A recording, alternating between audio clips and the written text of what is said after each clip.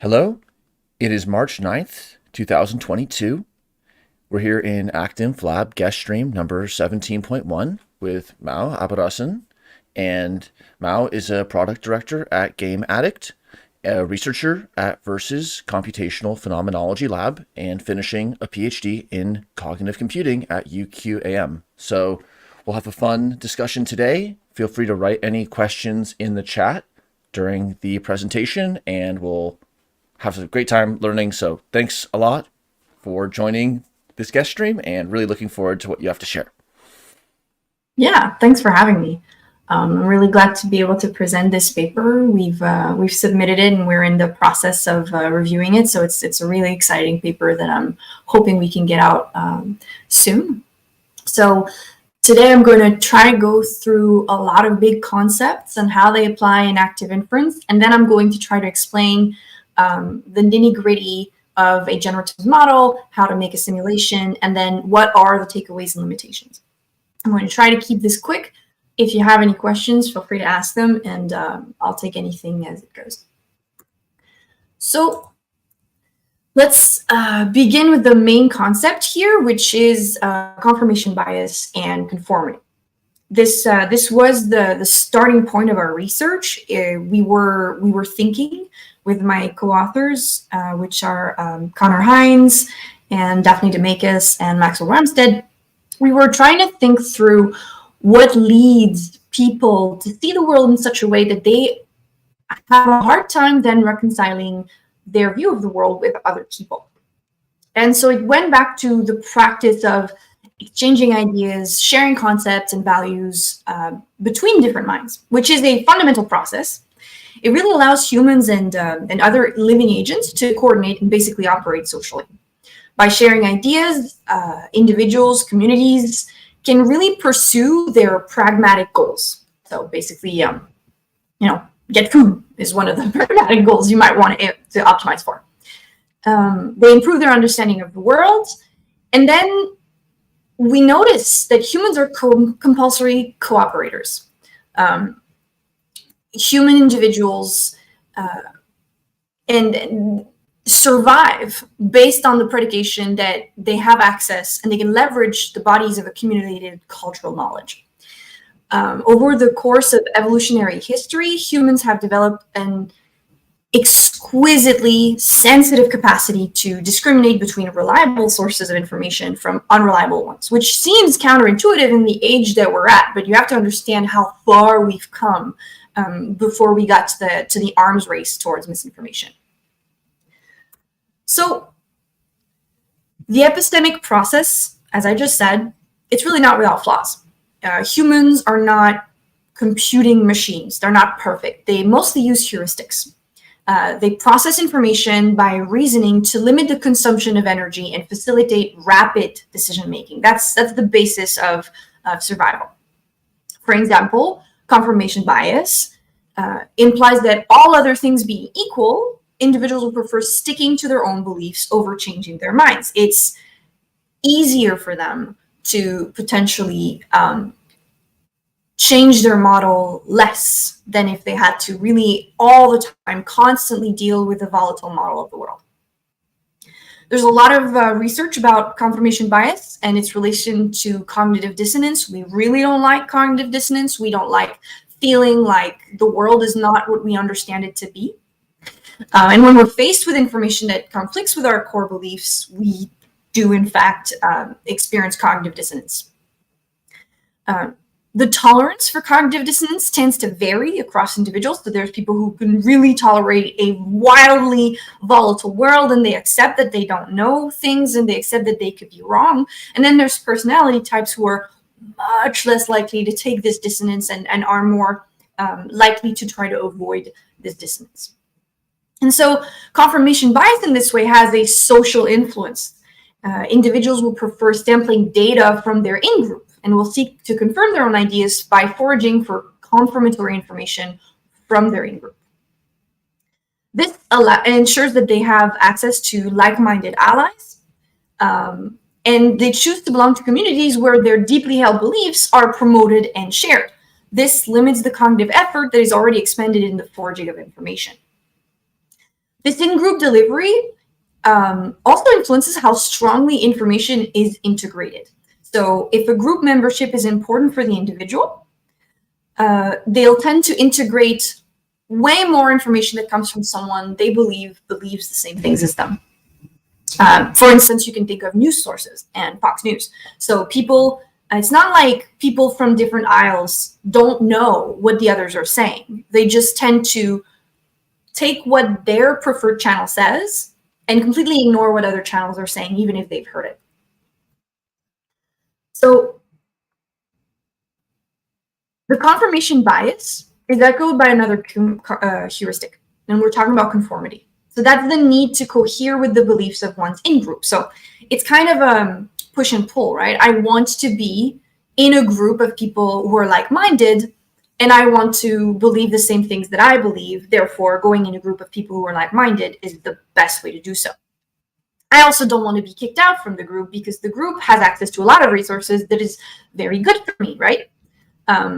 It limits how much information any one agent has to gather to be part of a group. It also increases how much each agent is trusted. In-group agents can be way more precisely predicted by the other members of their group. This is in part due by norms and behaviors, scripts. We wrote another paper about this. And generally, these scripts tend to benefit the members of the group, right? That's why they also want to uphold these scripts. So being able to sample from the group entails a continued relationship to other members. If I lose access to this, I can lose access to information, food, shelter, and it leads to difficulties. If you want to read more, I can eventually give you all the resources. So this is a natural stopping point if you want. If you have any questions, if you have any notes, you can share them now. It was really powerful what you said about the losing access to the group benefits, especially from just the evolutionary and ecological point of view. What are the scripts, and how does this current work that you're sharing relate to the work that you had done with narrative and scripts? Yeah. So, I mean, the definition of scripts is not perfectly shared across the board. There's a lot of fields that use it. But the way that we've reviewed the literature and brought it together, we have weak scripts and strong scripts. So weak scripts are like clusters of connected concepts that tend to exist with one another in a sort of it's like the building of a context with naturally co-occurring concepts. And then the strong scripts is how these concepts tend to sequence over time. So like, for instance, there is going to be a natural entailment to certain events that gather the concepts together, and then you're going to be able to exist in a space like this. And that's how you norm not only how people behave in a group, but how they coordinate. That is how you norm how they sample reality. Because let's imagine my script in this place says that I must do this, this, and that. So I'm going to do this, this, and that, which means I'm not going to have access to all the other things I might have done if my script had been a little different. So that's one way that we force people to only look at a subset of the available information in a given space.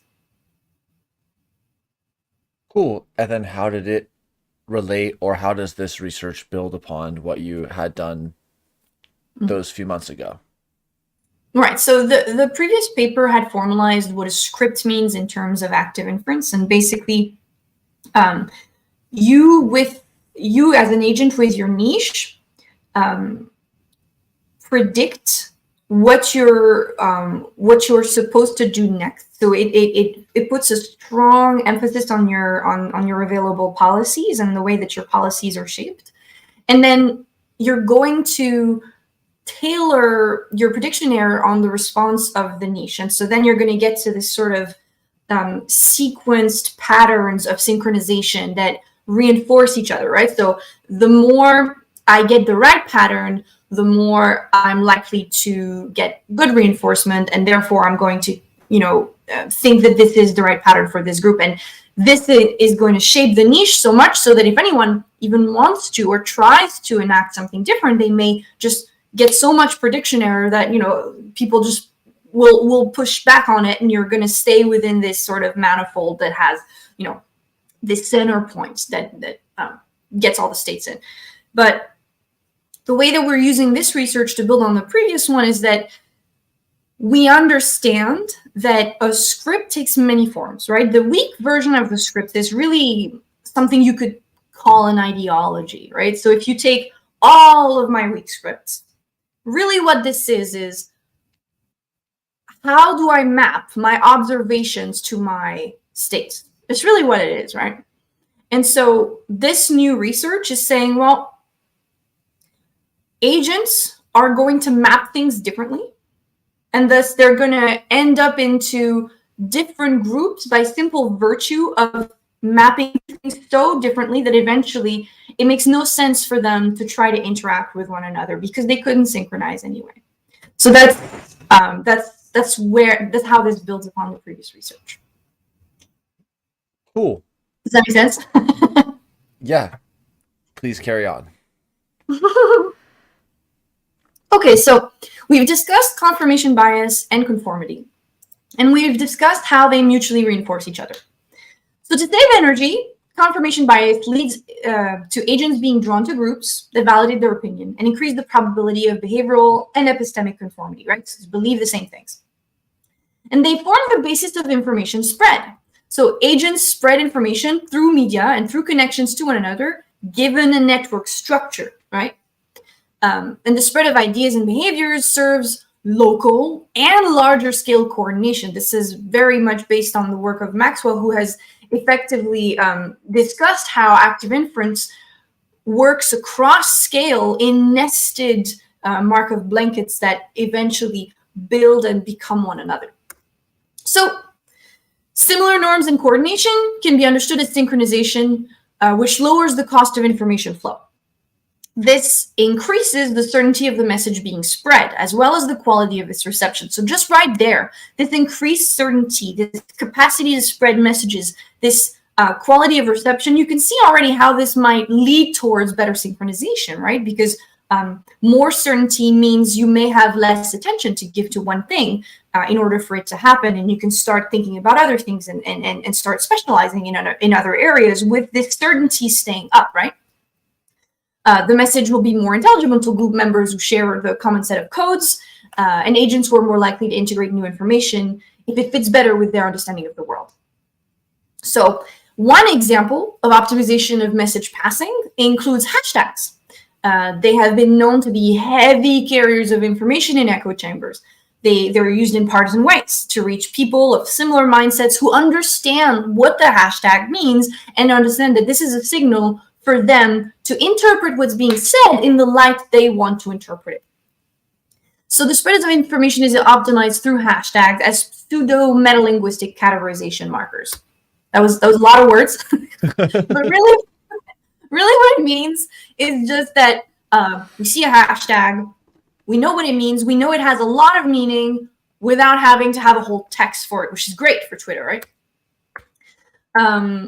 So we labeled our communities in this study formed in the process of belief sharing as epistemic communities. Now, this term already exists. It was already used by other fields, but we've tailored it a little bit to mean specifically that are communities that share and spread a worldview or a paradigm or normalized sampling behaviors. Individuals in the community are tied together by these practices, which reinforce the social signals, acting as evidence for the shared model of the world, so hashtags. The echo chamber formation is an extreme example of epistemic communities. Echo chambers tie people with similar views together, and they tend to actively work against the engagement with external sources. They become very epistemically vulnerable when members can really no longer assess when an information is true or not. Only having access to a few sources limits how much information can be gathered, and relevant sources of evidence really fall through the gaps. And error will be propagated because it goes really well, really fast, and is integrated really strongly. And so if the people can no longer tell whether it's false or not, then the system is much likely to be more vulnerable to misinformation and errors. They'll have a difficult time to check errors against anything. And most minds in the echo chambers will become more and more synchronized and thus poised to make the same mistakes. So that's a pretty big chunk right there. If you want, we can like take a beat. Yeah, I had a question. What does a healthy usage of hashtags look like? Or how do we compress information and context and perspective in a way that might not have some of these like threats or failures that you're talking about? So for the first part, I have an idea, but I've never read anything that specifically said this is a healthy use. So I'll venture a guess, but I'll start with the second part of the question that will give you a good sense. The way to keep communities healthy is to force them to be exposed to viewpoints they may not agree with, sources that they're not necessarily familiar with, and that have more nuanced takes. So the more you expose people to different kinds of people, different kinds of beliefs, the more likely they are to depolarize and be more open to possibilities. That's just a fact. Like, we may think through our experience, no, you know what? When I see my conservative uncle, my racist, homophobic, conservative uncle, when he talks, my teeth grit and I stop listening. Yes, that's true. But you still are exposed to him. You still have to engage with his thoughts to some degree.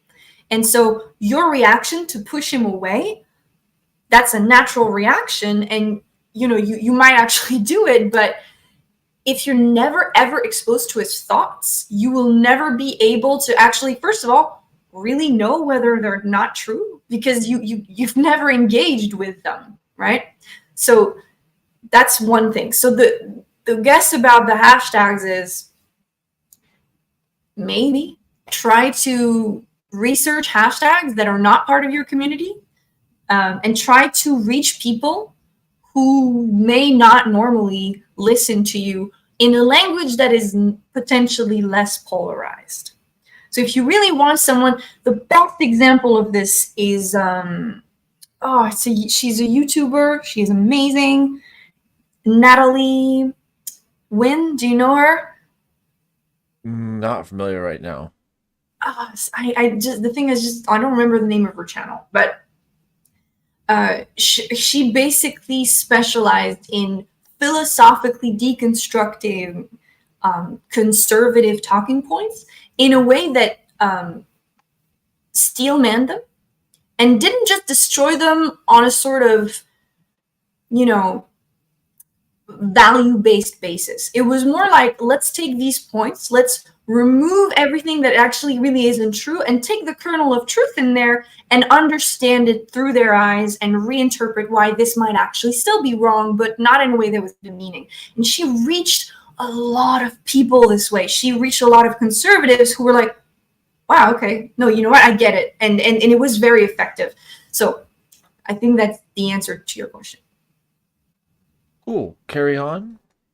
Maybe I'm sure we'll be able to bring active inference in, but it's awesome to be just building the context and seeing how there was motivation and a perspective on the work. Awesome. So one of the elements that maybe will, in fact, give you a good sense of how we're bringing active inferences is the concept of volatility and habit formation. So stability in the group is not guaranteed. Optimal inference in a changing world requires integrating sensory data, right, with beliefs about the intrinsic volatility of the environment. So environments with higher volatility change more often and thus have shorter intrinsic timescales at which the agent has to keep updating their beliefs. And conversely, environments with lower volatility require longer timescale to start updating your beliefs. On the other hand, having a better ability to track potentially important fluctuations in information requires to pay attention to smaller changes. But increased attention to environmental fluctuations will potentially lead to increased sensitivity to random, non-informative changes in the environment. So that might be called a higher false positive rate, right? So it's important for agents to have the right understanding of the volatility in their environment. One way to cope with volatility is to use the coping mechanism to constrain the uncertainty related to their own behaviors via habit formation. So here we're going to model habit as a form of behavioral reinforcement, where behaviors become more probable as a function of how often they are engaged. So an agent has engaged in a given behavior enough, a habit can then be formed and become hard to unlearn. And this is important as we understand both how parameters are set in our generative model, but also how echo chambers can form by habit formation. So in our model, behavior is driven by information seeking, which drives, it's a drive that leads agent to preferentially sample information from other agents with beliefs that they believe are similar to their own. So this, the way that I'm saying this, believe that they believe, is important in active inference, because in active inference, we're starting from the assumption that we don't ever really know. Things are kind of hidden from us, and we have to infer what things might be. So I never really have access to what the other person believes. I think they might think this, and I'm going to try to infer their beliefs based on some observations they're putting out into the world.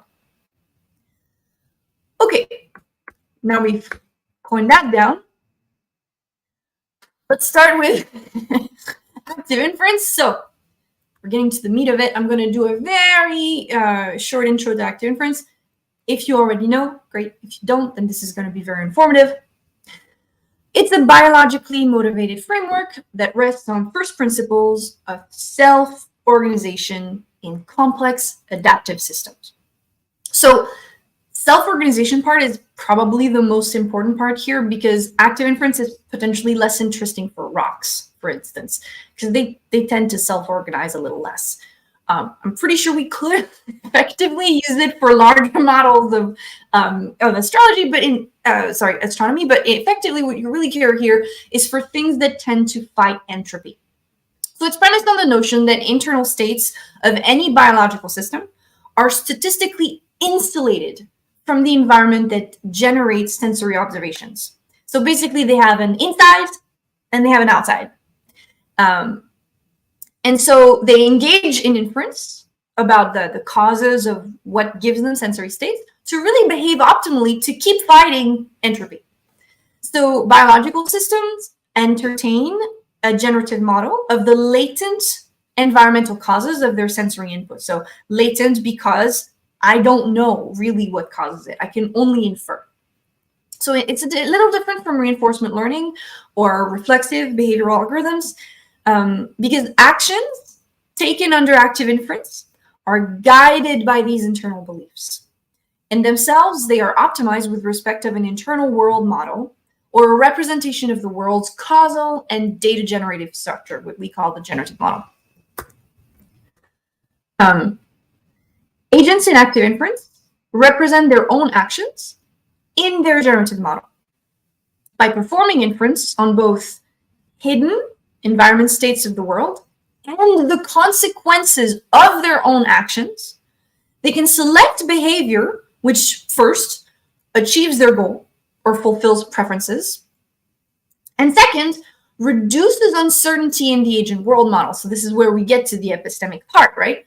I want the world to be a certain way, and I also want to be less uncertain about my uncertainty of the world being the certain way, right? So an agent's main objective is to increase their model evidence and to reduce surprise. Surprise is bad. Like, consider an agent which is in the world.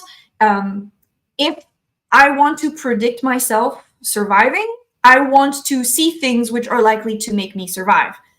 If I'm surprised by something, it's probably not likely to make me survive, and therefore it's probably something I should avoid. Like for right now, I'm in my room. I expect the room to stay where it is, as it is. This is good. If a bear were to appear on my right, would be very surprising and probably very bad for me.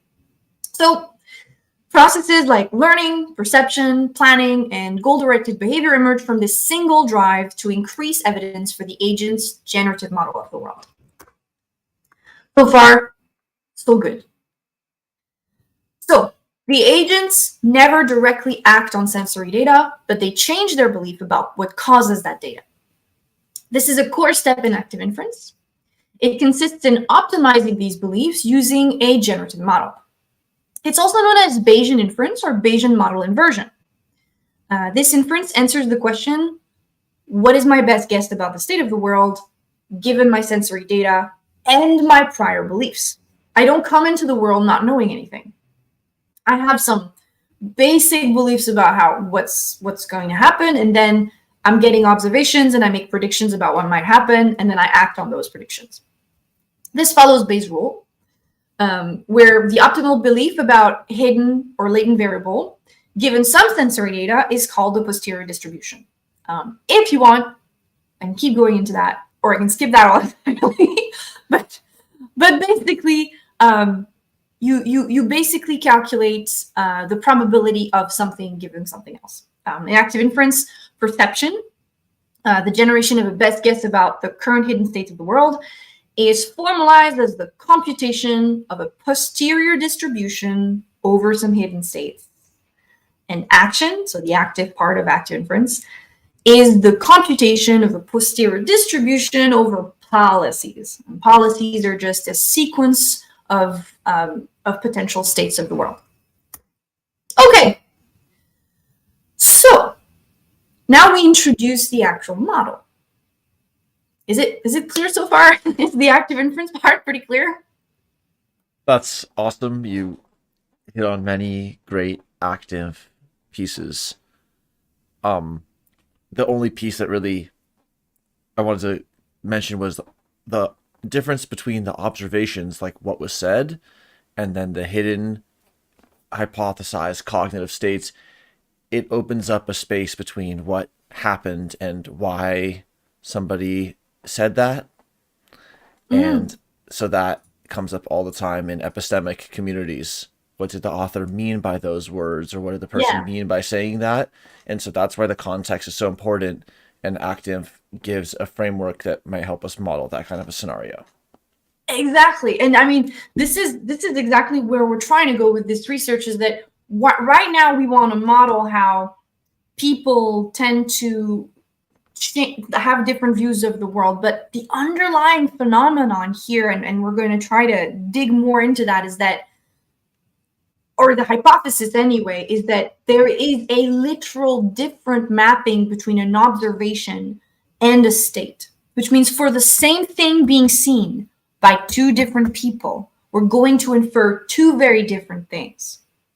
And the funny thing is, then you come into the world of values, where it's a whole other scale and stuff, where we may be interpreting the same thing, but we'll have a spin on it.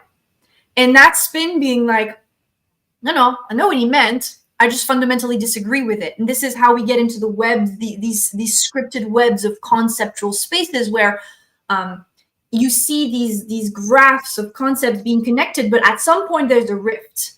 And that rift makes it so that I value this and you do not. And we're still, and so we can converge towards understanding without necessarily being able to converge towards acceptance. So this is still very hypothetical, though.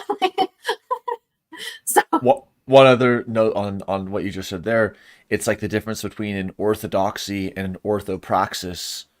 So what is the similarity between conformity of thought and latitude on action, vice versa? And then in what way are the systems around us like aligned or not with our preference about those features of systems? Yeah, absolutely. Absolutely. I mean, I feel like this could all be encased in C, right? Like, we can interpret the same thing, but my C is way over there. come over here. So I'll explain C later. This made very little sense to a lot of people.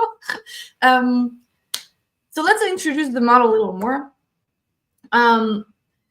We have individuals, agents, who share information with one another, and they come to form beliefs about their local environment and about the beliefs of other agents in their community. So to understand this phenomenon, we leverage thus the ActInf framework. Here, the organisms tend to minimize a quantity called variational free energy, which quantifies the divergence between the expected and the sensed data as explained before. From this point of view, to select an action is to infer what I must be doing given what I believe and what I sense. So there's been a lot of work done in this field on active inference to study social systems. I'm not going to go over all of it, but there's really cool studies. I've just highlighted a few here where basically systems minimize free energy, give rise to large-scale behavioral coordination.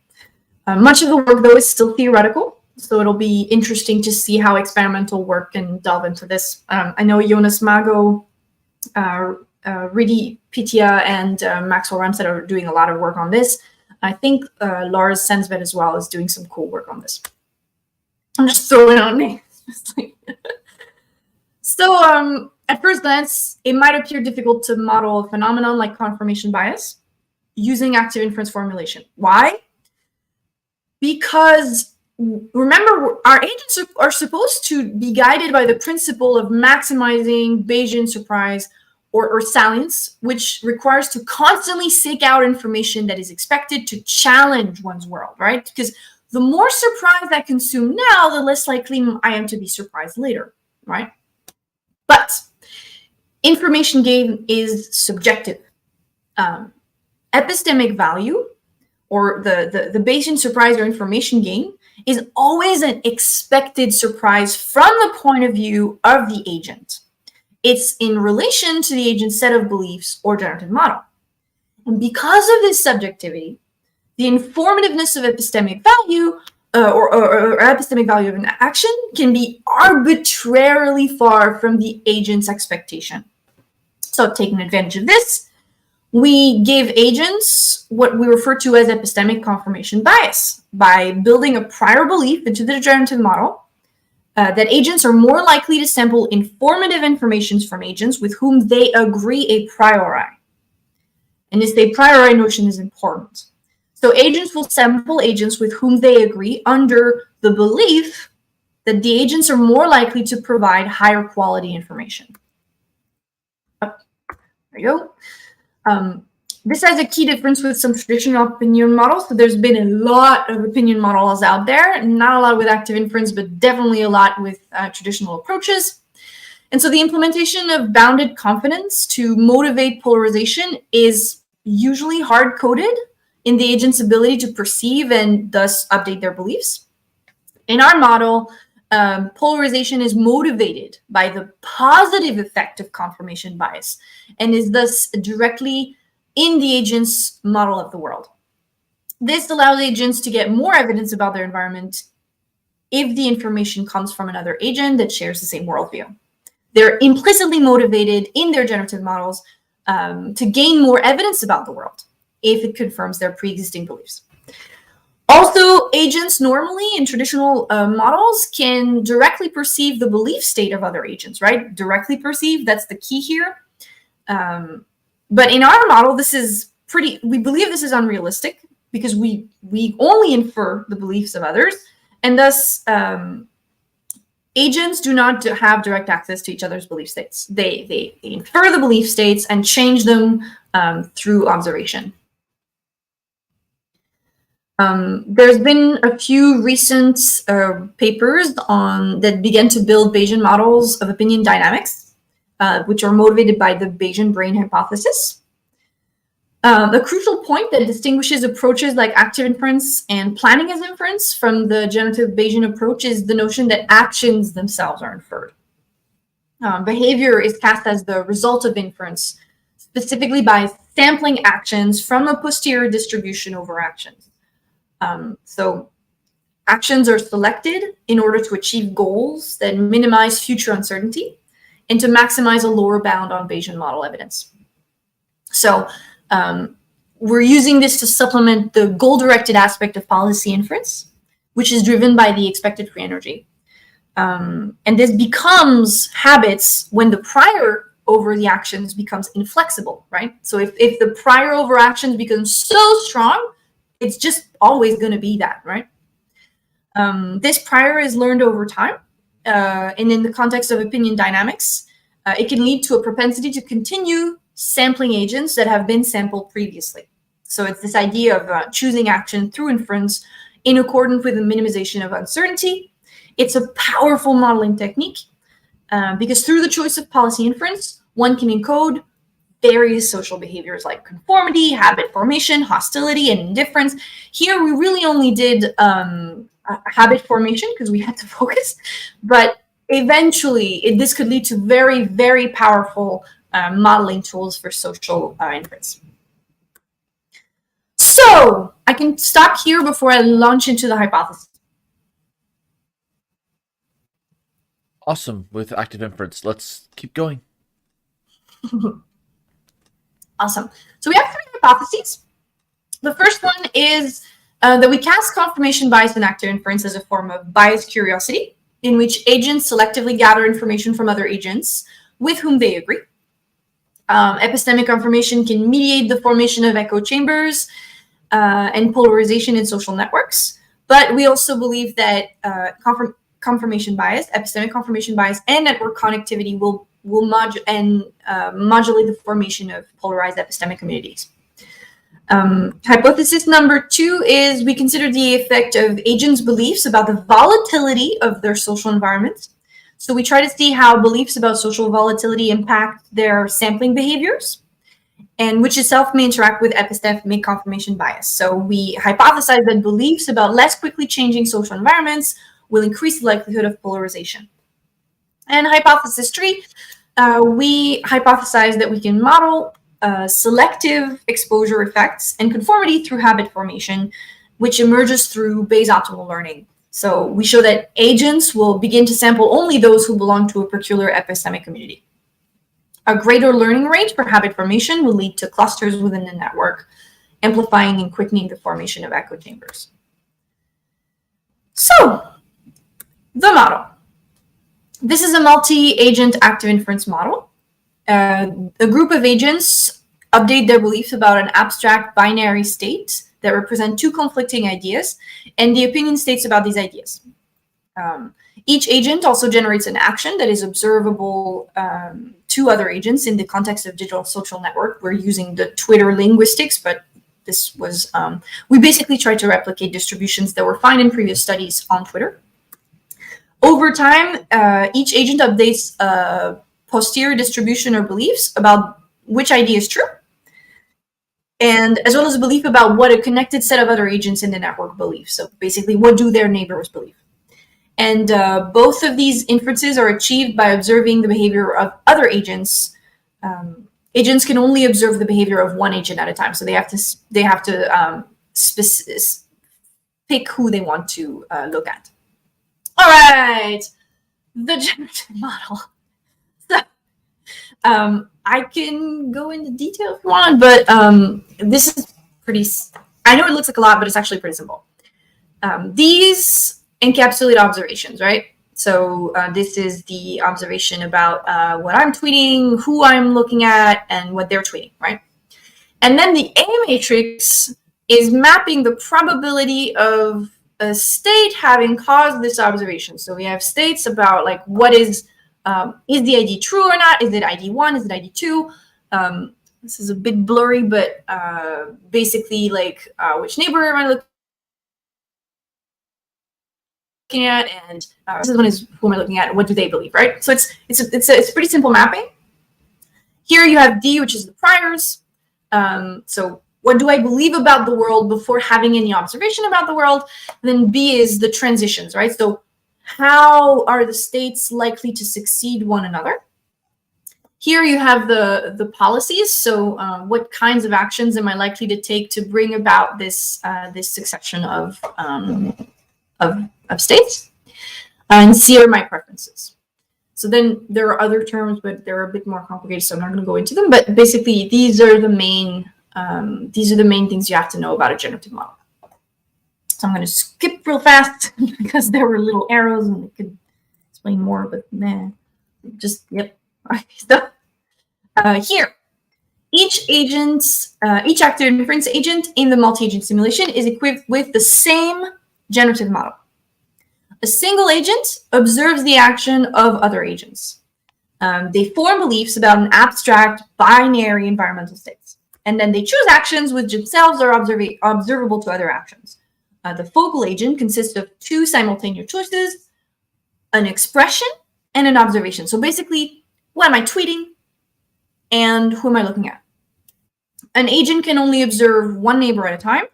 So at each time step, a focal agent both tweets its own hashtag and chooses to read a hashtag tweeted by another single agent. So here we're saying hashtag again. This is just linguistics, right? We could have said anything. Basically, these are numbers in a matrix. Effectively, in a much more complex model, we could have had them read a hashtag and a sentence and then try to infer what the sentence really says. Like we could have done something much more complex. But for now, the point was just to make them try to infer a belief based on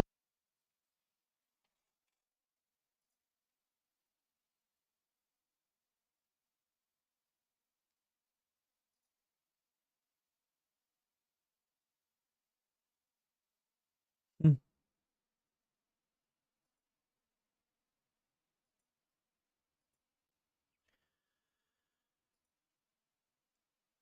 Hmm.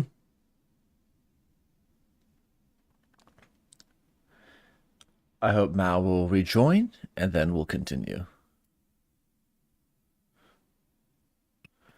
Hey. Are you there? Yep. I'm so sorry. I don't know what happened.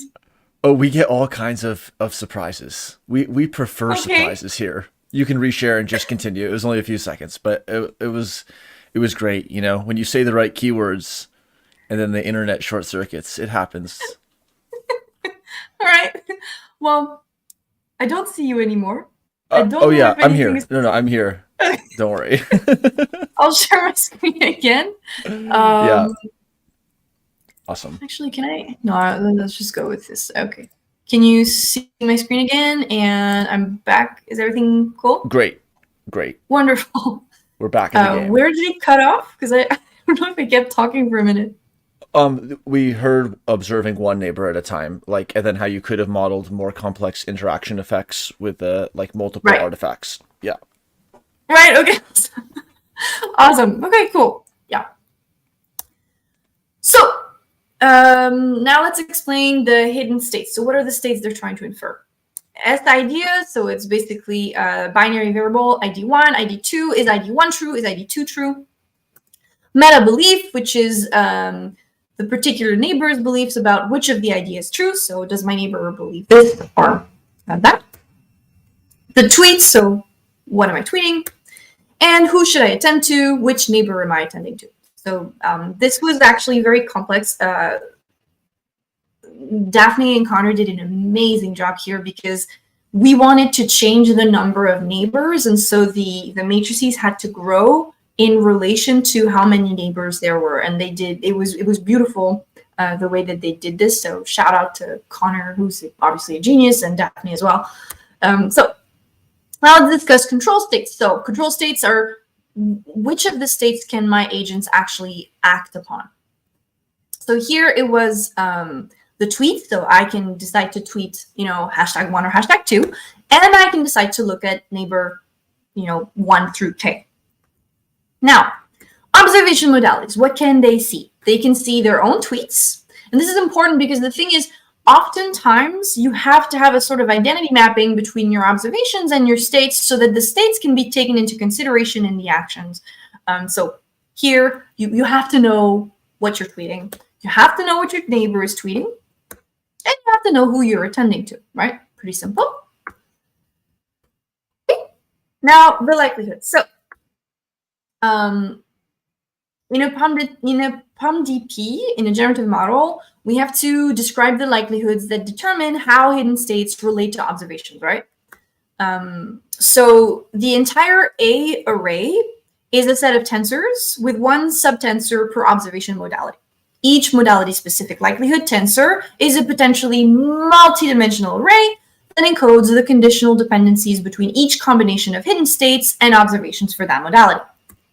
So we also have a transition model. So the transition likelihood, the dynamical likelihood in B that I explained earlier, the environmental dynamics. So how are things likely to change? A higher value means the same idea remains valid over time. A lower value means the same idea is less likely to be true over time, so more environmental volatility.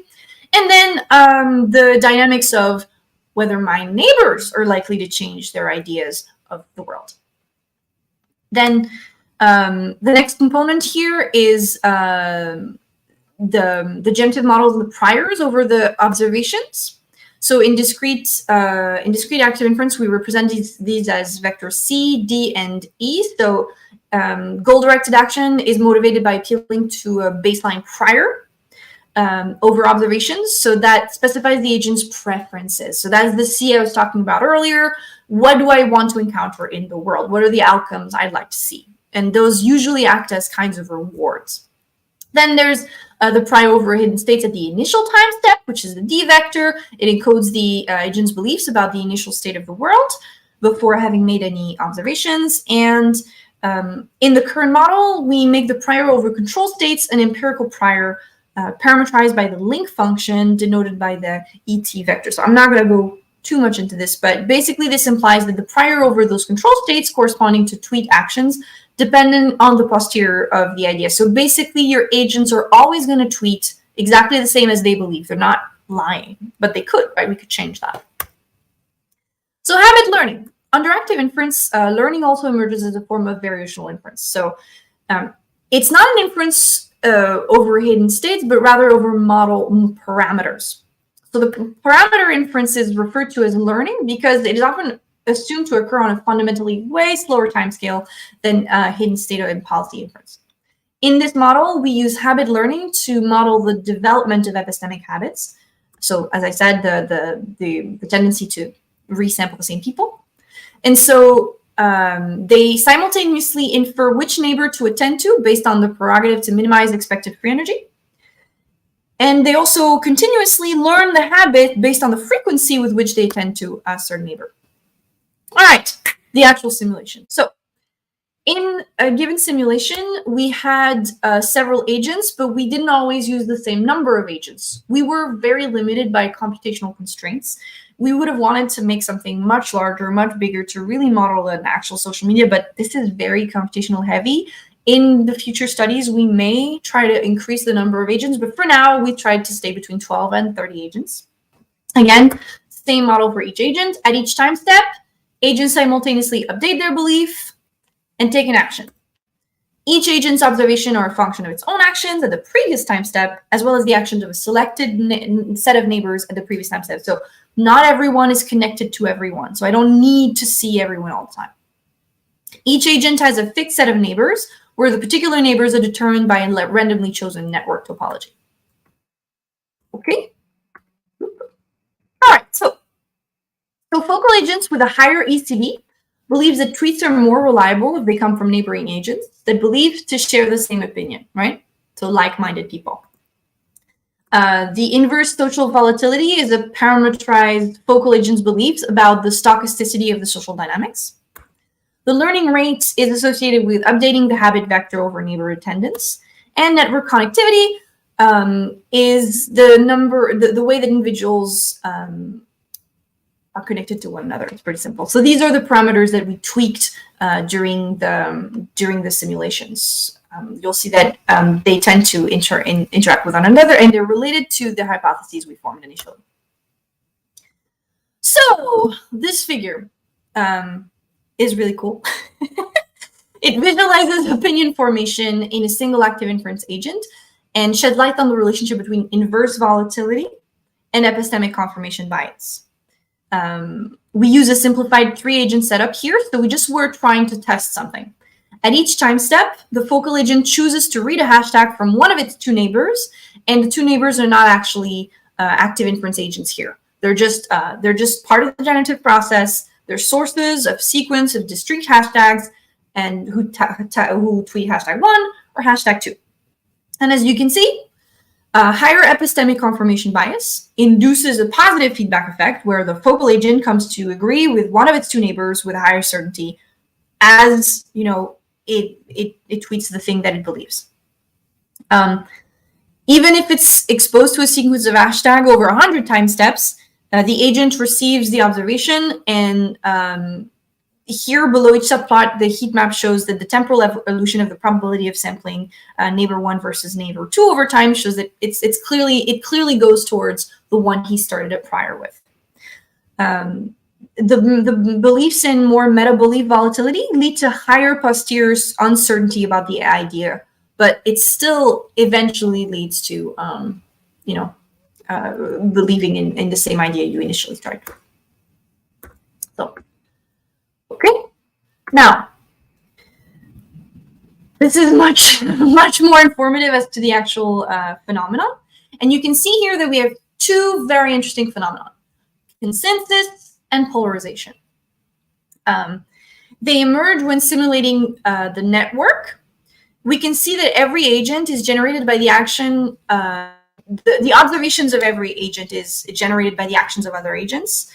And so collective belief dynamics here, under different generative parameterization, really show that the evolving beliefs of all agents about idea 1 or about idea 2.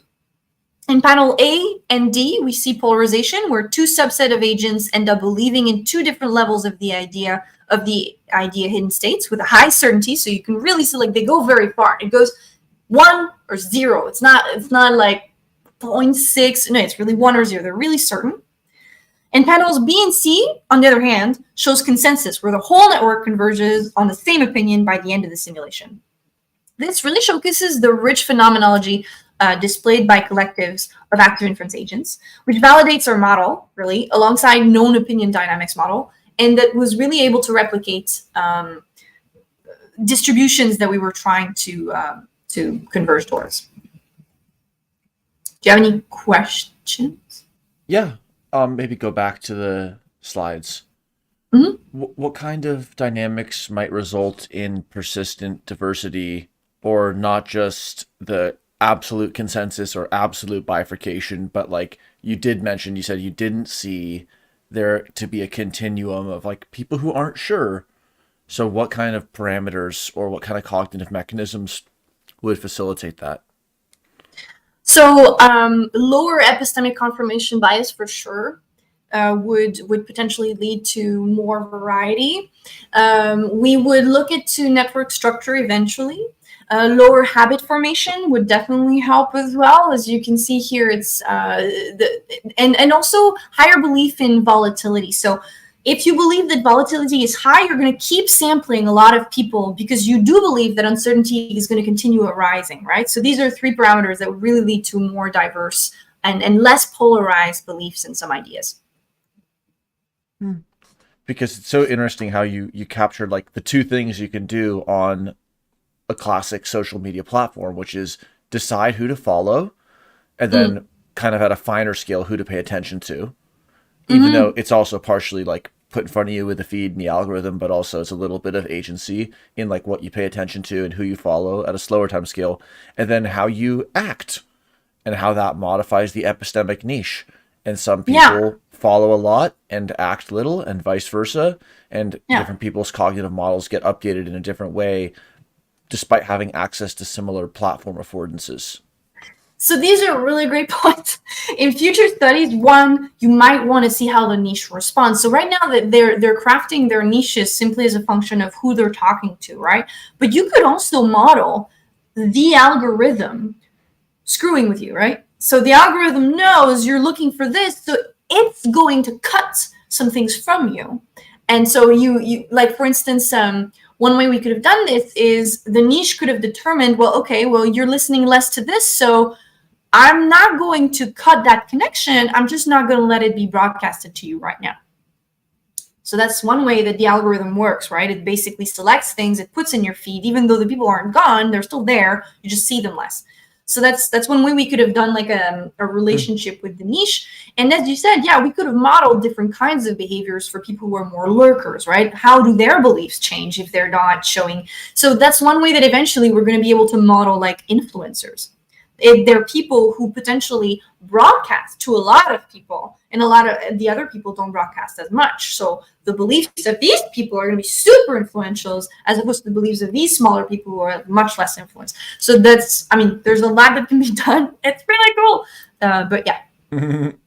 So Cool. I'm excited about this. The only problem in life is there's not enough time. But yeah, it's really cool. So anyway, I'm gonna keep going because we're going towards the cool plot. So there's an interaction between epistemic confirmation bias and network connectivity. Here you can see a heat map of the mean polarization index across like 100 independent realizations of the multi-agent opinion dynamic simulations for unique combinations of network connectivity and epistemic confirmation bias. So in the bottom, the selected plot lines show extreme settings of P, so P02 and P08, and Y, which is, so shaded areas around each line represent the standard deviation of the polarization index across independent realizations. So this is hypothesis 1.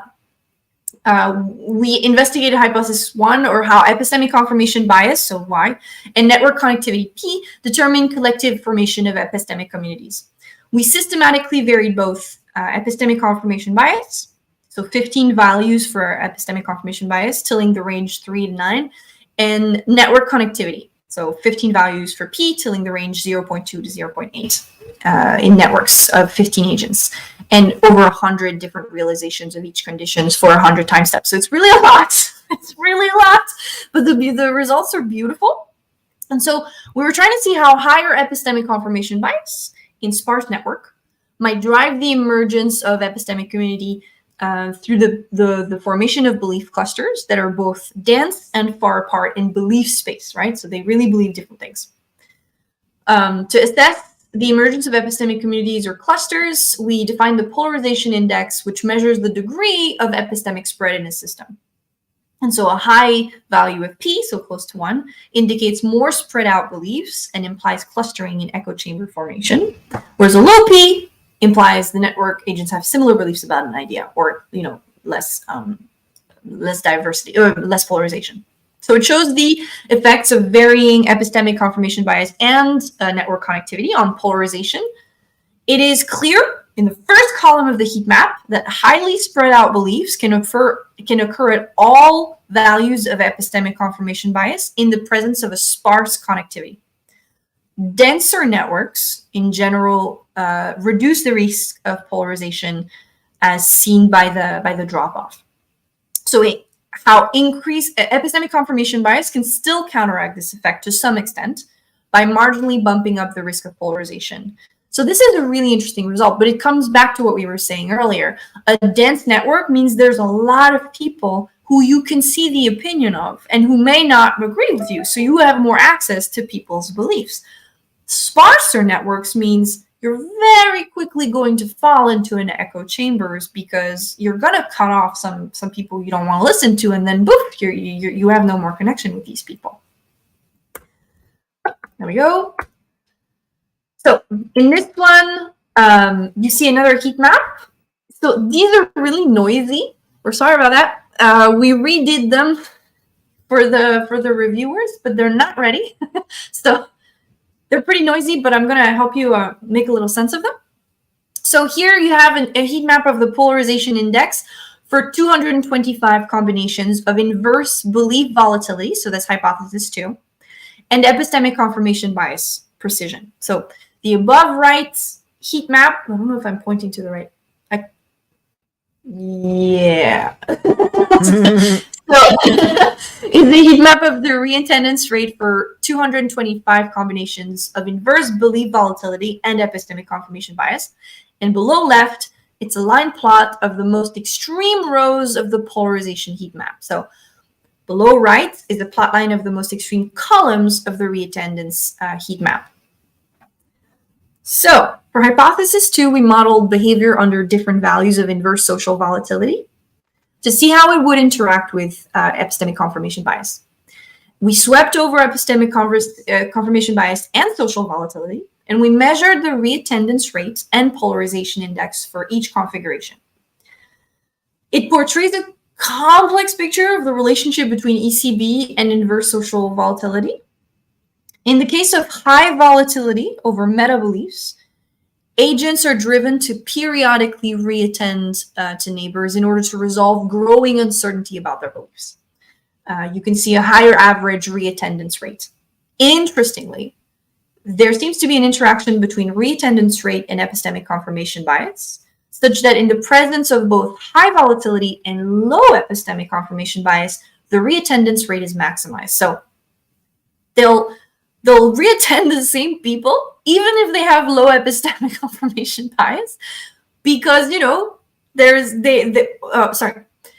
have high volatility. They constantly think that people are likely to change their mind. So they're going to continue to keep attending these people. With a little bit of a lower volatility, it's not the lowest, though, because if you have the lowest setting of volatility, you're just, you know, not going to care so much what other people think, so you're just going to keep reattending. So we speculate that the absence of ECB makes the epistemic value of attending to every neighbor pretty much equally high, and thus agents are going to continue revisiting neighbors sequentially, with the attendance preference for any given neighbor solely dependent on the time lapse between the last reading of their last hashtag. So this is interesting. It will lead to diverse social attendance patterns, such that agents will prefer to constantly sample either new neighbors with no particular neighbor left, or uncertainty-driven resampling. So they can either sample everyone or sample the same people, but they'll try to attend to their neighbors a lot. Okay, so here we have the last hypothesis, hypothesis 3. We got there. It's a heat map of the polarization index for all 225 combinations of learning rate and epistemic confirmation bias precision. So above right, you have a heat map of the reattendance rate for 225 combinations and epistemic confirmation bias. So the parameters represent the centers of the normal distribution sampled from across trials for each configuration. Below left, the most extreme row of the polarization index heat map, and below right, the most extreme column of the reattendance heat map. So here we're trying to see if the polarization of networks via habit formation follows hypothesis 3. We swept over ECB, so 15 values, tiling the range 3 to 9, and learning rate, so 15 values tilling from 0 to 9. And the networks were pretty small, 15 agents with a connection probability of 0.4, and an inverse social volatility of 6.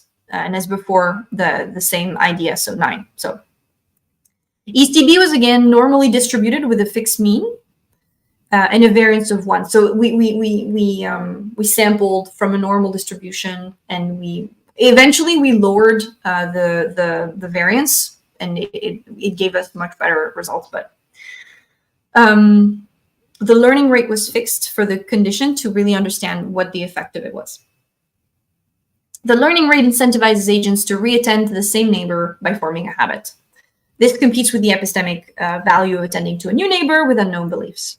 This tested the hypothesis that a higher learning rate, stronger habit formation, increased polarization. And here we can demonstrate that a higher learning rate and epistemic confirmation bias interact to influence outcomes at the collective level. So a higher learning rate induces more polarization, implying the formation of more stubborn epistemic communities in the network. Okay, so do you want me to go into the takeaways? That'd be awesome.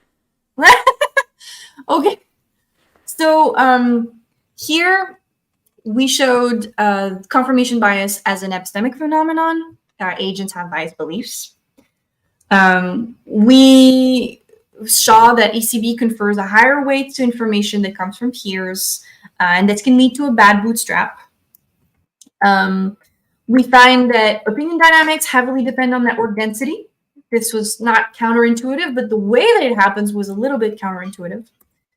The clustering phenomenon is exacerbated by adding the capacity to form habits. So this is important.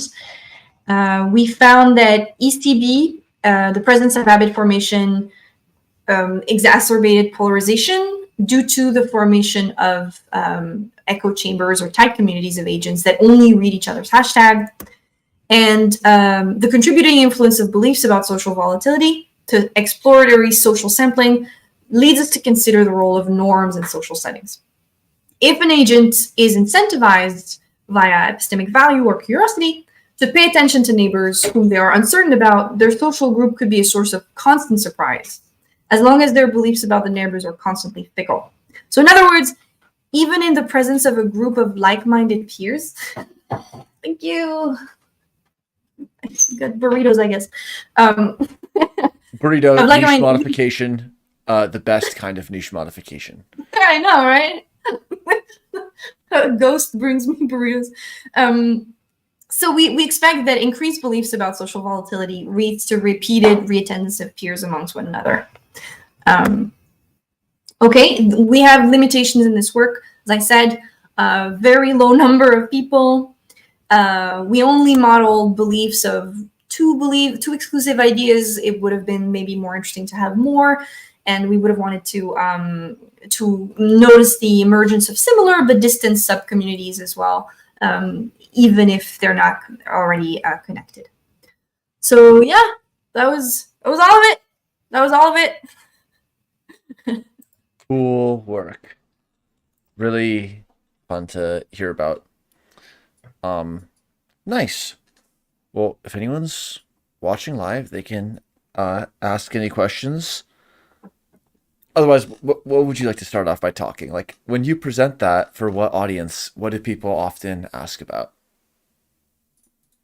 They ask the same questions you asked, really. They ask, what can we do about social media? How do we factor in the algorithm?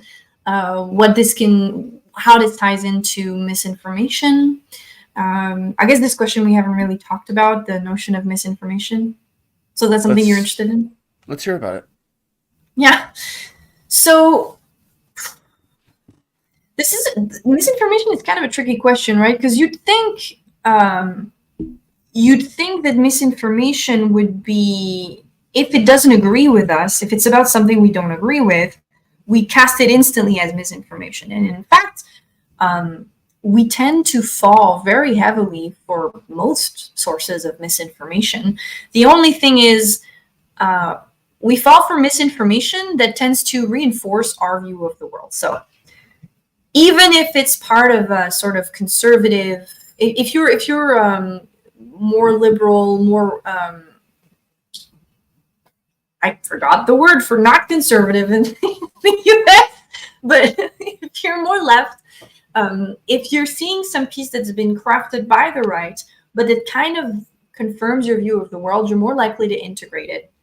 And this is pretty important, especially when we're trying to think about the QAnon people and people whose views aren't necessarily completely polarized, but who want to view the world as something they can unfold, right? Something they have control over, the epistemic value that they can gather.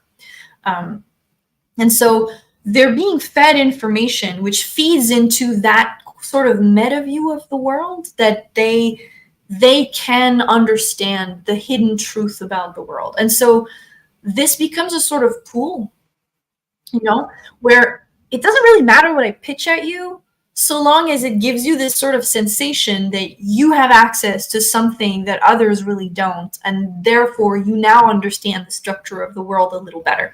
Even if, when you take the whole thing together, when you look at the entire structure of conspiracy beliefs, they're extremely unlikely, extremely complex. And one way that we've noticed that we can identify these conspiracy theories compared to, true facts, they tend to have a really interesting structure, which is they're very sparsely connected to very large elements, but like normally in a true story, in something that's real, even if there's a lot of elements or fields that are combined, there's a lot of connections amongst things, right? Because it's real. So you can really, you can see from a lot of directions these real connections. If you lose one connection, everything doesn't fall apart. In conspiracy beliefs, those connections are so sparse that if you lose one, the entire theory doesn't make sense anymore. So that's the kind of structure that we see. So it's kind of sort of, you can see how this would have epistemic value, right? Because everything is so surprising and uncertain that people would like feel a lot of value from accruing all this information, right? So I think that's where we fall into the bad bootstrap. But there are other kinds of bad bootstraps. Like, let's say, so I don't want to make any community feel like they're being targeted or that I'm being negative towards it. But there are communities, like, let's talk about a cult, right? Let's think about a cult who starts believing a very niche set of beliefs. And the way that they do this is by cutting off contact to everybody else, right? Because it's much easier for me to instill a belief in you if there's nobody else to tell you that this is crazy, this is bullshit, like what are you doing? So one of the first things is they tell you to cut off contact with a lot of people. They reinforce the beliefs constantly. They punish anyone who dissents, because that's how you reinforce a belief. And then you find them in these sort of communities which are like very only locally functional. And if you take someone out of that community afterwards and you put them somewhere else, they're like kind of lost, because, well, that's not how the world works. So like they need to relearn a lot of things. They need to develop behaviors that are distinct from their previous belief systems that allow them to exist and you know, be humans in a already pretty complex civilization system.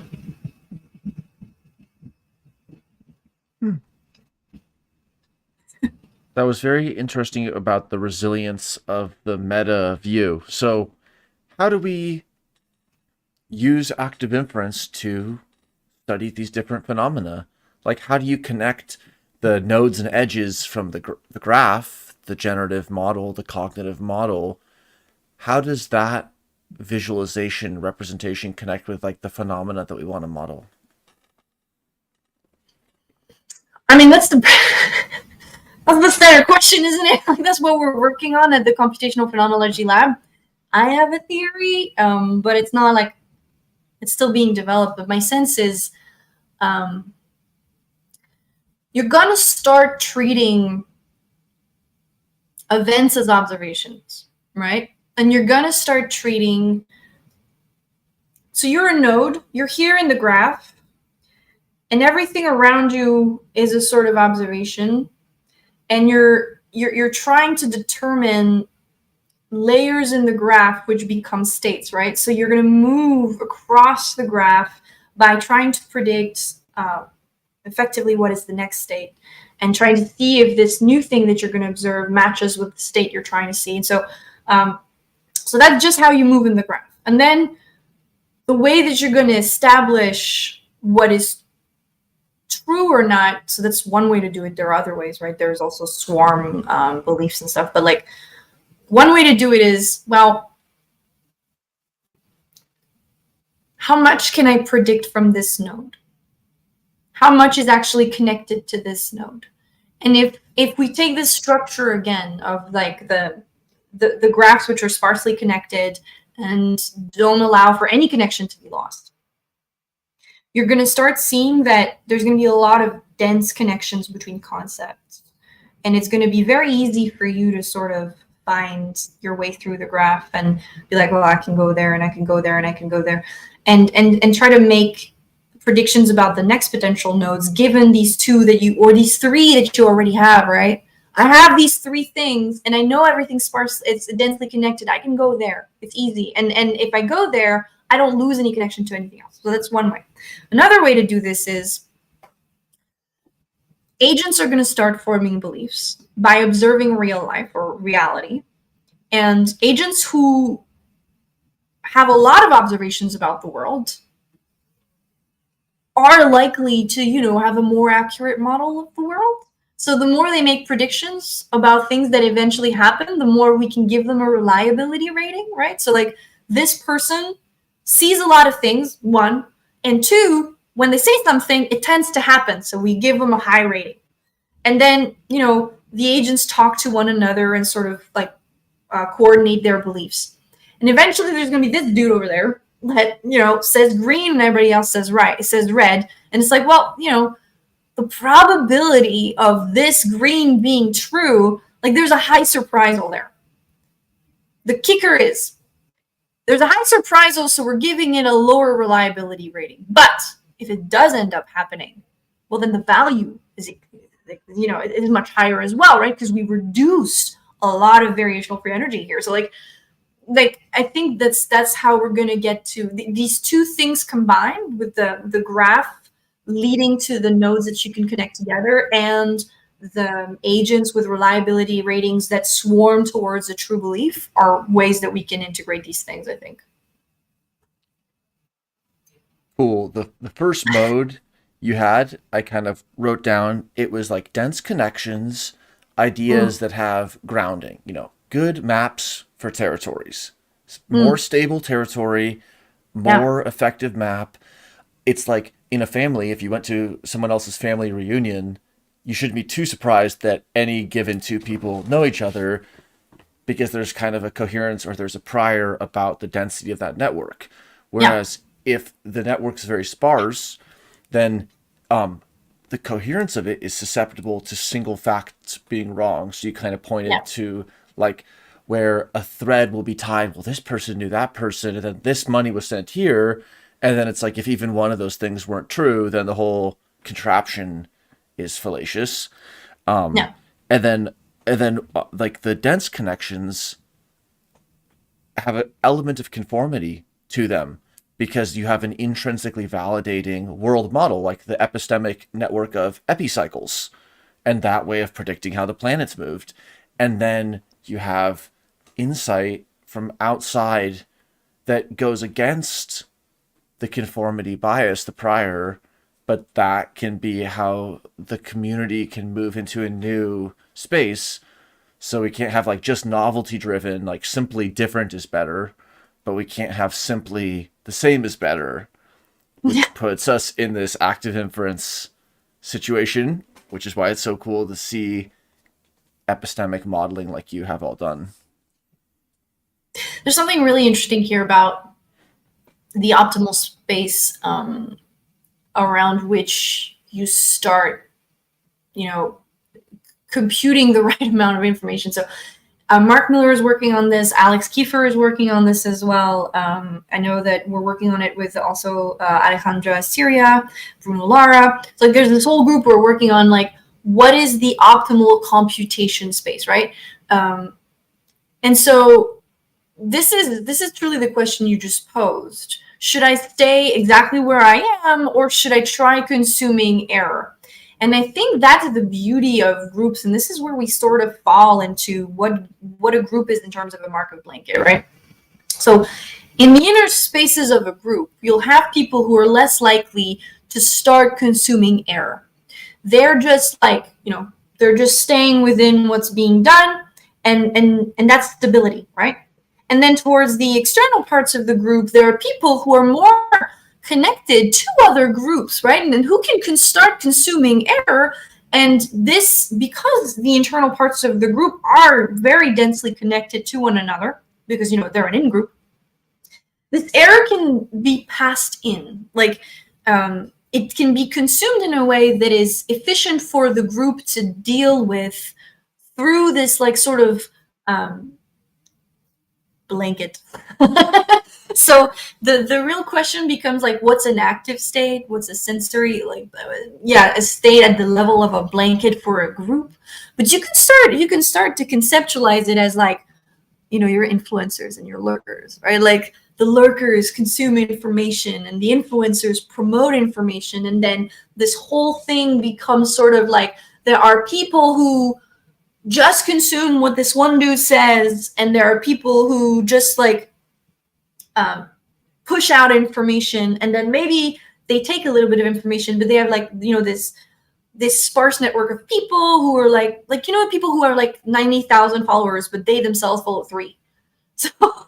So so then there's this like sort of layering of people who listen to others, and so the smaller people who have less followers, they're still connected to one another, and there's degrees through which I think information is passed and consumed. And so what Mark Miller is trying to say is that the computational optimal is where you compute enough error that you continue to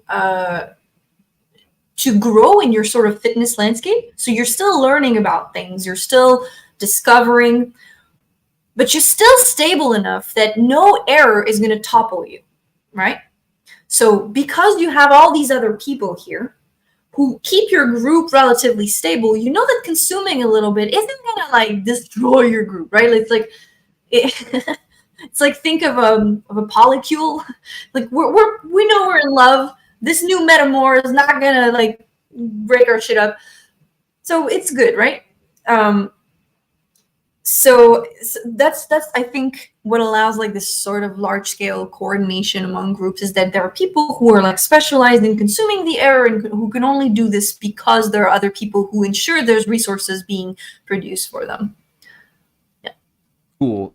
2 thoughts. So one, the core to periphery or fringe continuum, it also happens like in ant colonies where there might be a brood chamber that is the most homeostatically controlled, and then there's like a periphery out to like kind of a lobby or an antechamber where there is a lot more like in and out, and then of course that's the interface like with the external world.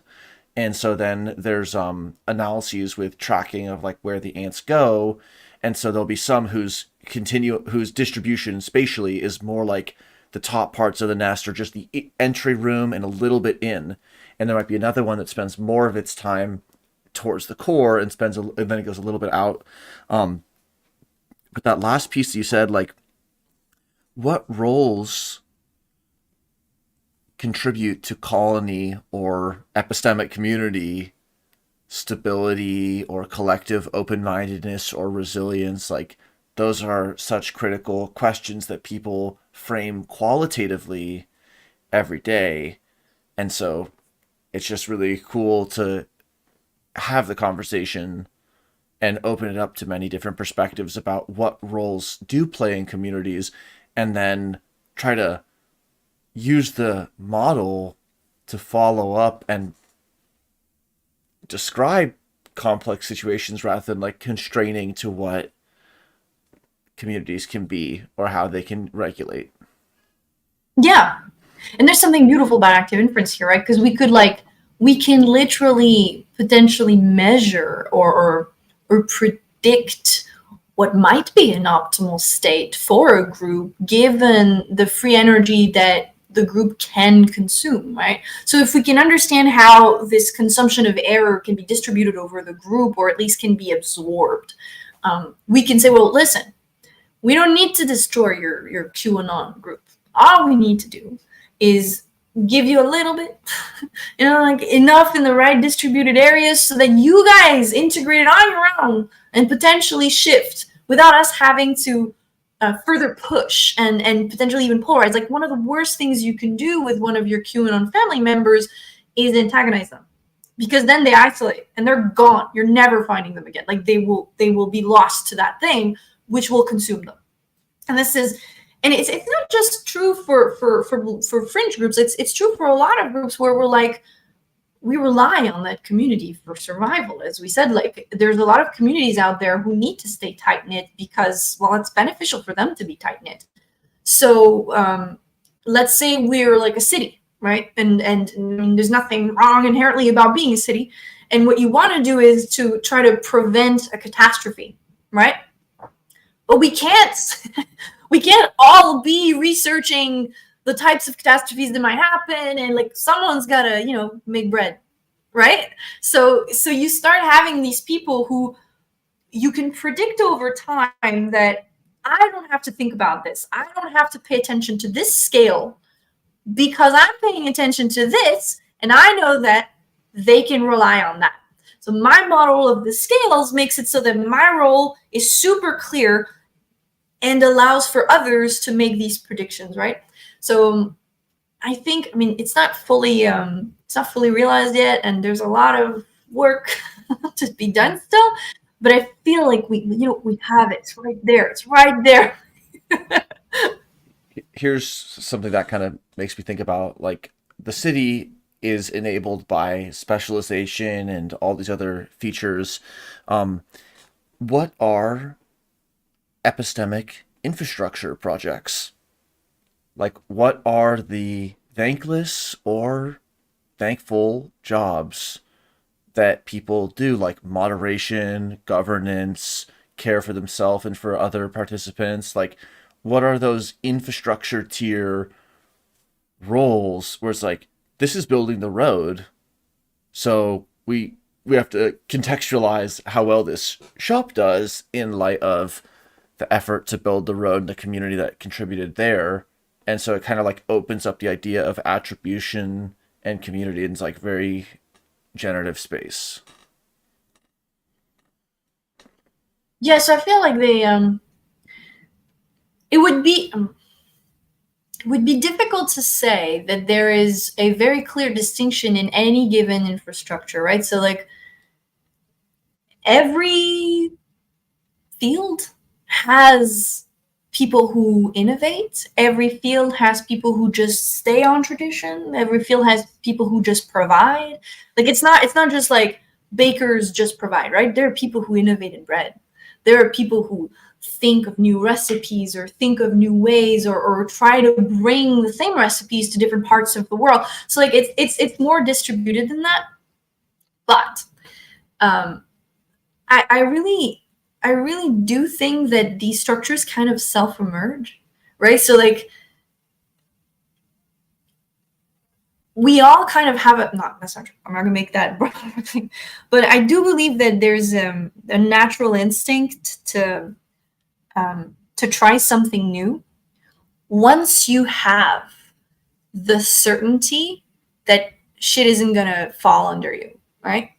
And because we have this sort of distribution of like people who have more or less money and people who have had past experiences of having more or less money, they kind of tend to focus. And so it naturally sort of synchronizes into, well, you know what? I was poor my whole life. I'm going to be careful. I'm not going to go crazy. And that's why, the fallacy of the entrepreneur who had like nothing and he became something, like that is bull. Like, it is so easy to be an entrepreneur when you have barely anything to lose. The notion of risk in capitalism isn't true. They can do it because to them the risk is minimal. If I lose everything tomorrow, I can do it again. So there isn't really a risk. Whereas if little lady over there who has like 20,000 in her bank account decides to put everything in a business, it's a real risk. It's a real risk. And like, obviously she's less likely to do it because like what happens to her children if she loses everything? You know what I mean? Like, so there's going to naturally be these tiers of people who, because of their state space, right? So the probability of them continuing accessing resources over time is less spread out.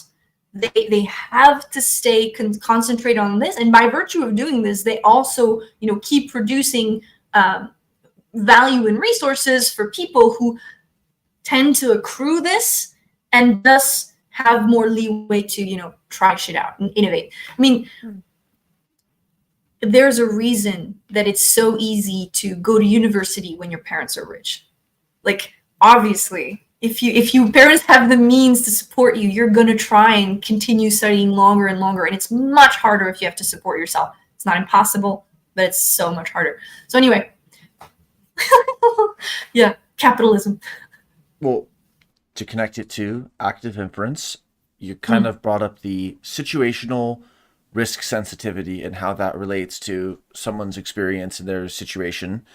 And then in active inference, the policy selection for whether the binary decision, go to this university or go to some other path or a continuous policy, it's broken down into that pragmatic or kind of outcome or goal or reward orientation, as well as the epistemic.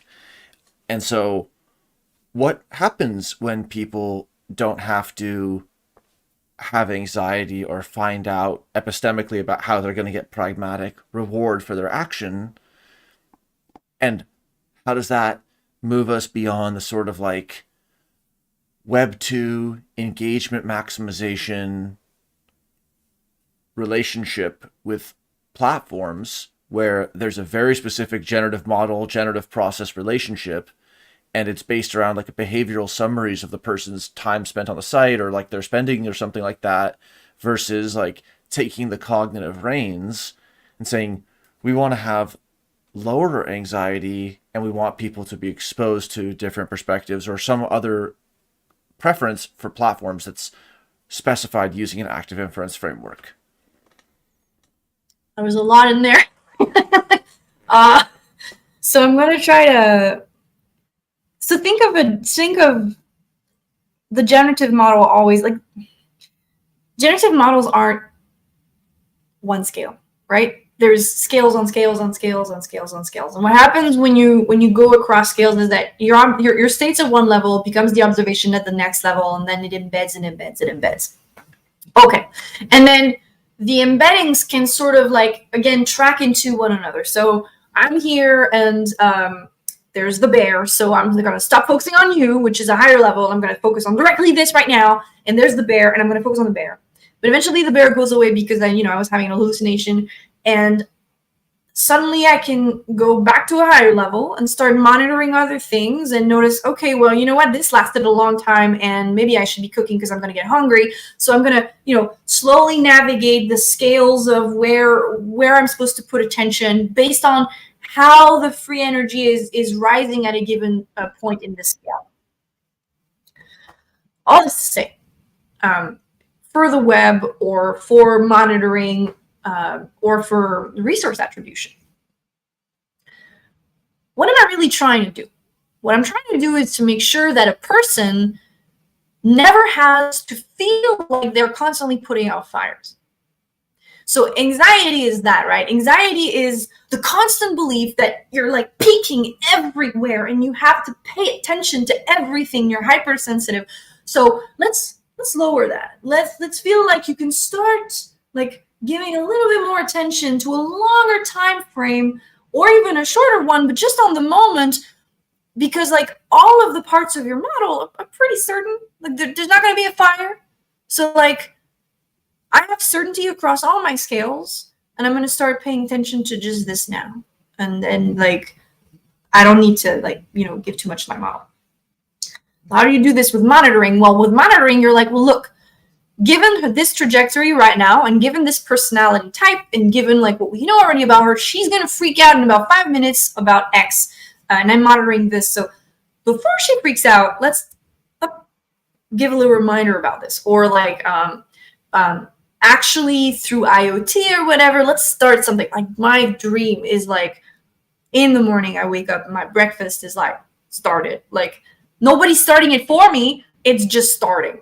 So I do my house predicts the kinds of things I'm likely to need so that eventually I never like ever have to feel like I need to pay attention to anything with too much uncertainty is going to arise anywhere.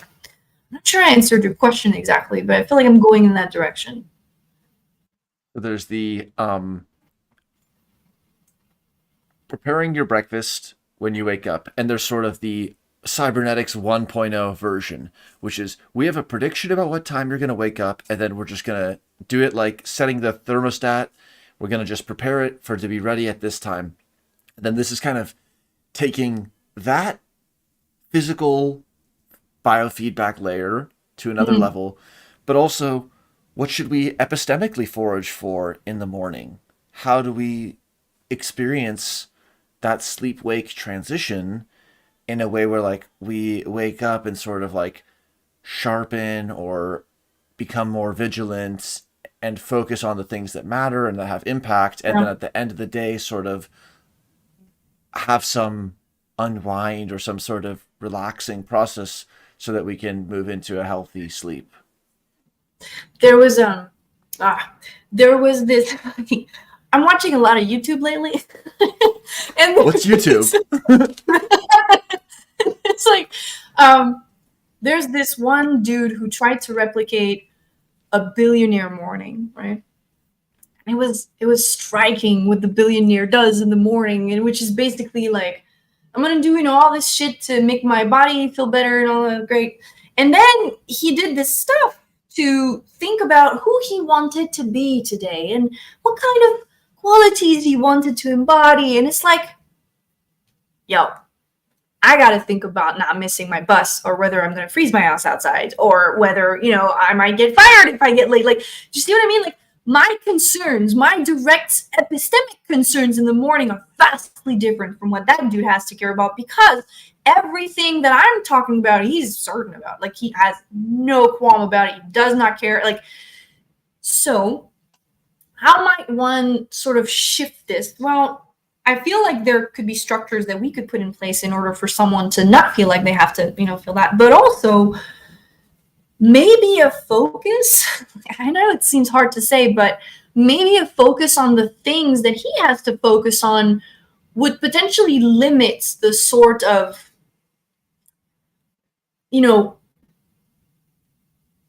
constant need to feel like you need to put out fires. So let's say that I'm a smart interface, and I'm like, well, this person needs to be certain about these things because their life has X constraints. Well, maybe what we're going to do is give you X report, and look, you don't need to worry about it.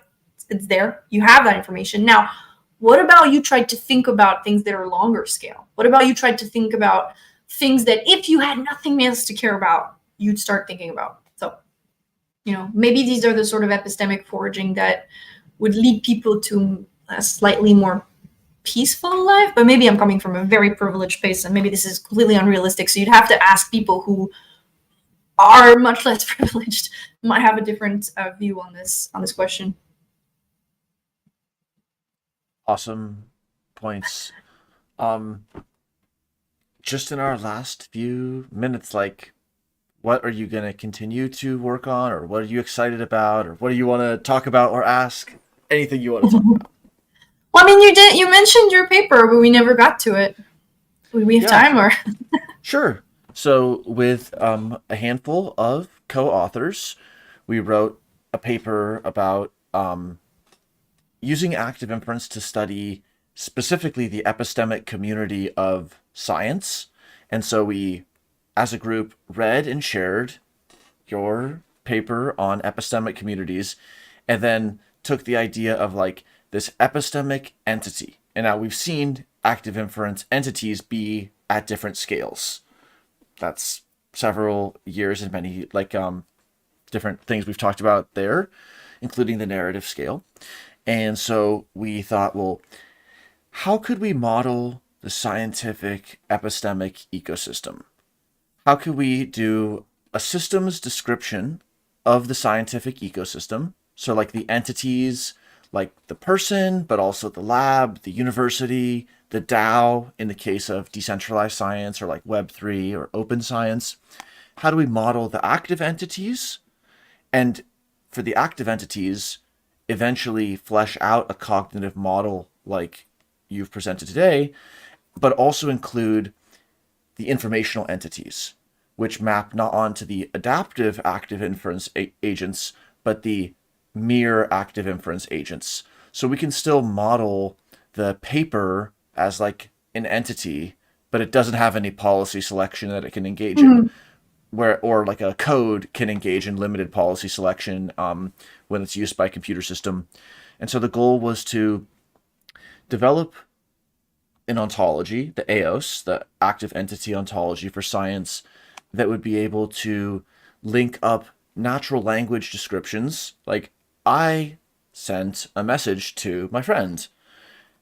Person, friend, sent a message. So have the natural language representation with a graphical flowchart representation, kind of like a social network of different kinds of entities, including the informational ones, and then be able to connect that to a simulation architecture.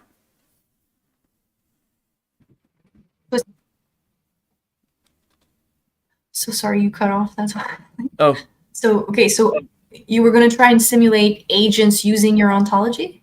So basically, like, so the first AOS paper from last week, we focused a little bit more on the conceptual and the history of decentralized sense making and history of science and an introduction to Web3 and DeSci, decentralized science. And then some of our ongoing work and collaborations are to go from the flowcharts that we kind of sketched out in some of the figures, like a funding motif or an information sharing motif or a communications motif, into a simulation that uses the active inference entity model. okay, wow. You really need to talk to Maxwell about this. Like, he's been trying to think about how communities react to active inference specifically. And this makes me think of Lakatosh, right? Like how there's this like core, and then people test out the external hypotheses until they reach the core. Or if they don't reach the core, then it expands. And so there's something really cool there. I can't wait to see more of this work. Awesome. Yeah, I hope that we can continue strangely attracting and intertwining and including just collaborators from different backgrounds in the discussion, as some people who are listening might be hearing about active inference for the first time and might be connecting with like a community in us that likes to do this kind of modeling and framing. And also there's people who might be more familiar with the active inference modeling, and hopefully this like brought their attention to a really important and contemporary case, and of course excellent recent research. Yes, let's do a interdisciplinary research for the win. Cool. Anything else you want to add? No, we've covered a lot of ground. I know, seriously, the time goes fast. So thanks a ton for joining. See you around. Bye.